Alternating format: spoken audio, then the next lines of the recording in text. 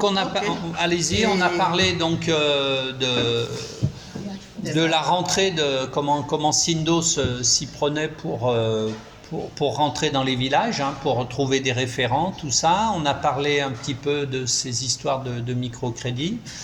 Voilà, donc...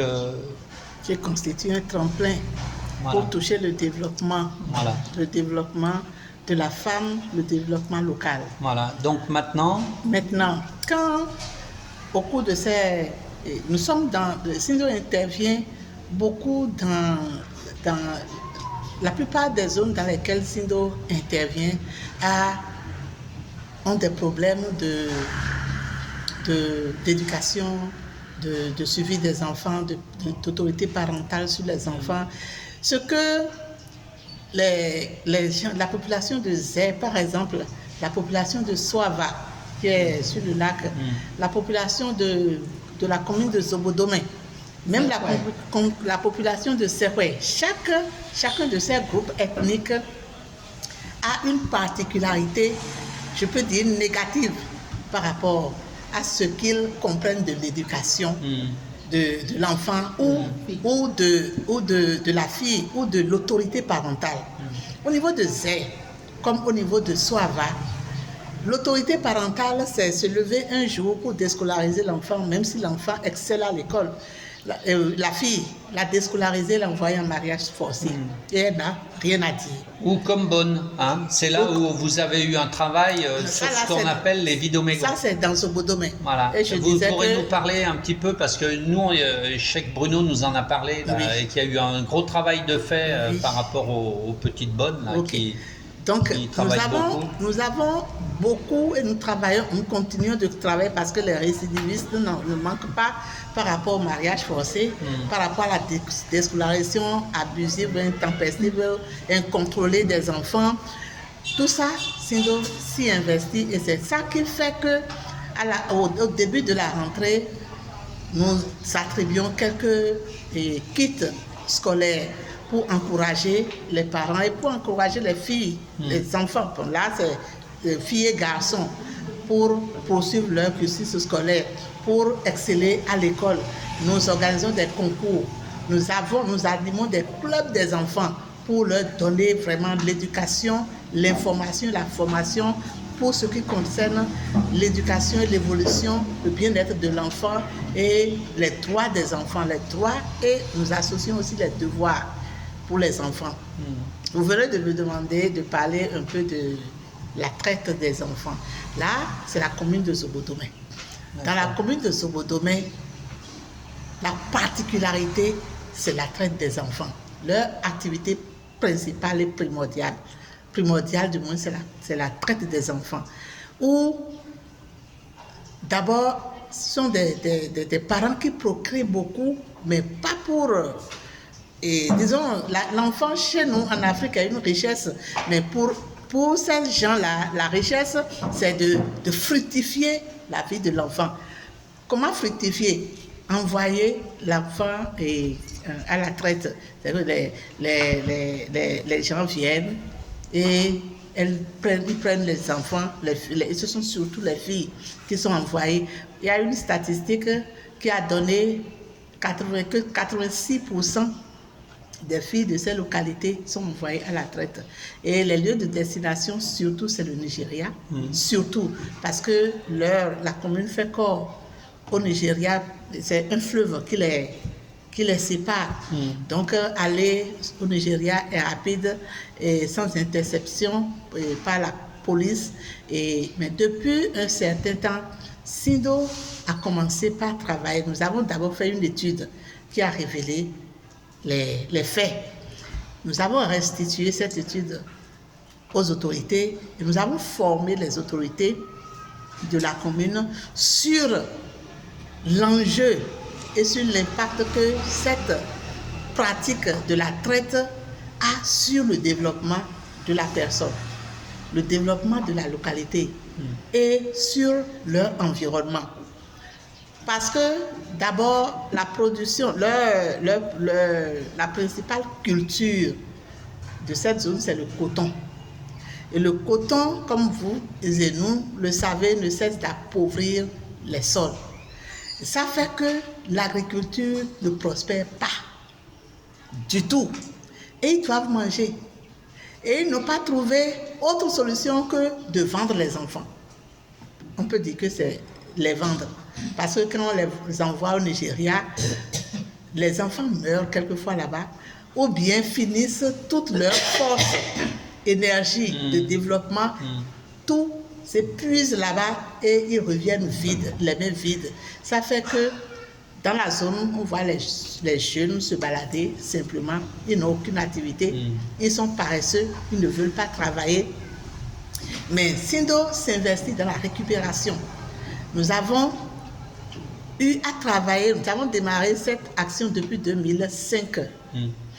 Mais concrètement, en 2012, il y a la fondation de Air France qui nous a aidé à construire un centre de récupération et de formation des filles retournées de la traite ou les filles qui sont exposées à la traite, parce que si l'enfant ne fait rien, on est obligé de la proposer à quelqu'un pour l'emporter. Donc, Sindo récupère ces filles-là et nous sensibilisons aussi les parents. Nous informons les parents sur les dégâts, parce que l'étude est allée jusqu'à tourner au Nigeria. Donc, comment la vie que les enfants, la vie à laquelle on soumet les enfants sur les sites d'exploitation, des petits enfants qui doivent aller extraire des sables fluviales dans la profondeur des fleuves ou bien des rivières, qui perdent leur vie, des enfants qui ne mangent pas, on ne leur donne pas à manger, et qu'est-ce qu'ils mangent? Le piment. Ils lapent le piment et boivent de l'eau, parce que le piment, à force que le piment brûle la bouche, là, dans la bouche, il faut boire de l'eau pour apaiser le truc, là, la brûlure. Donc, à force de boire, on se remplit le ventre. C'est comme ça que ces enfants, ils vivent dans la malnutrition totale. Ils meurent de la faim, ou bien, et c'est des enfants qui vont vendre, mais avec toutes les maltraitances possibles, les abus sexuels, les violences physiques, morales et tout. Donc, dès que Sindo a démarré cette action, nous avons, là où nous sommes, nous pouvons chiffrer à plus de 400 à 500 enfants formés, directement comme indirectement. Et donc, nous, les informations qu'on nous a ramenées, c'est que votre action a quand même diminué fortement cette histoire de traite. Nous avons... Est-ce qu'on peut dire qu'on est plutôt sur la bonne voie de la fin de la traite des enfants, ou il y a quand même des foyers Nous sommes sur la bonne voie, même si aujourd'hui, il y en a encore qui le pratiquent, mais ce sera vraiment très clandestin. Mais parce que nous avons un comité local, nous avons constitué un comité local de lutte contre la traite des enfants. Ce comité est constitué des chefs de village, des jeunes leaders, des personnes ressources, donc qui connaissent, parce que ce sont des villages, qui connaissent pratiquement tous les membres de ces villages-là.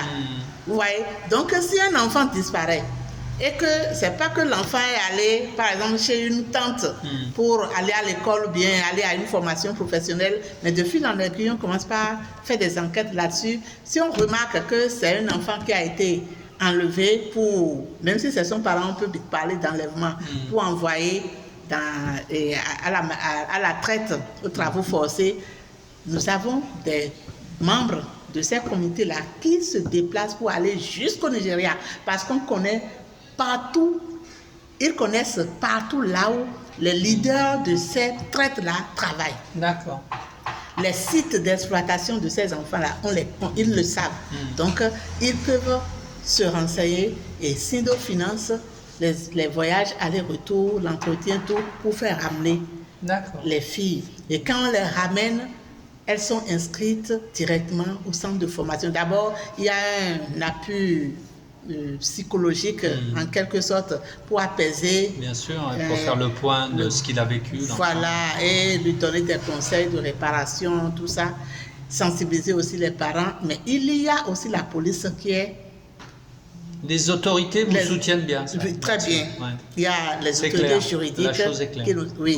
Les parents aussi, certains parents aussi, surtout certaines mères, savent maintenant que si le père décide de ça, ils peuvent informer les membres des comités locaux qui sont directement sur le terrain. Ah, mon mari est en train de discuter de telle chose avec telle personne, mais je sais que celui-là, c'est un trafiquant. Donc, si jamais mon enfant disparaît, sachez que c'est telle personne, c'est le père qui a fait. Ou bien, elle peut venir informer, ah, mon enfant a disparu, et la police peut intervenir. D'accord. Donc, à ce niveau, voilà, et nous avons le centre de formation de métier pour ces filles-là. Quand elles reviennent ou bien quand on les identifie en tant que personnes à risque, on fait des orientations professionnelles. Pour tel métier, voilà ce que ça peut donner, tel métier. Le centre voilà. est sur quelle commune, vous disiez? Commune de Zobodomé. C'est Zobodomé. Oui. D'accord. Commune de Zobodomé, mais ce n'est pas à Zobodomé, c'est en Ruteuil. Oui, oui. Les communes sont grandes ici. Ok. Dans cette même logique, le CCFD a commencé par renforcer, parce que je disais que les jeunes, il y a des jeunes qui sont errants. Des femmes, parce qu'elles n'ont pas les moyens de prise pour prendre en charge leurs enfants, pour subvenir aux besoins de leurs enfants, les femmes sont obligées d'accepter. Maintenant, nous avons réfléchi, Bruno et nous, et il faut attaquer les causes structurelles, qui est la pauvreté. Et qu'est-ce que l'activité qu'on peut renforcer aux parents et aux jeunes pour amoindrir les effets de la pauvreté, pour réduire le désir d'aller se chercher au Nigeria? C'est l'agriculture, finalement, on a vu. Donc, le CCFD soutient en partie l'agriculture pour les jeunes et pour les femmes. Et actuellement, elles s'y investissent très bien. Elles sont très bien contentes. On était allé pour lancer la campagne agricole 2024. Mais ce que nous avons eu comme résultat, comme, disons, témoignage, c'est énorme. Et j'ai commencé la transcription pour envoyer à Bruno. C'est énorme, elles sont vraiment, il y a satisfaction. Et maintenant, ils sont encore plus engagés à élargir. Nous avons la chance d'avoir un champ de 40 hectares. Donc, à Sindo? Oui. Ah, d'accord. Les gens sont... c'est beaucoup. Bon, c'est pas pour Sindo. Non. C'est pas pour Sindo. Mais c'est mis à la disposition de Sindo pour ses activités. Donc, les groupements s'installent.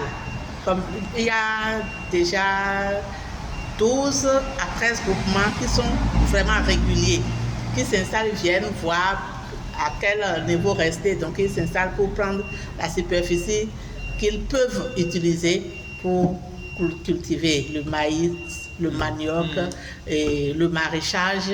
Et dans le maraîchage, il y a le piment, la tomate, le gombo, oui, c'est les légumes, voilà, et l'arachide, et quoi encore. Donc voilà, le niébé, quelquefois le niébé, souvent ils le font pour leur propre consommation.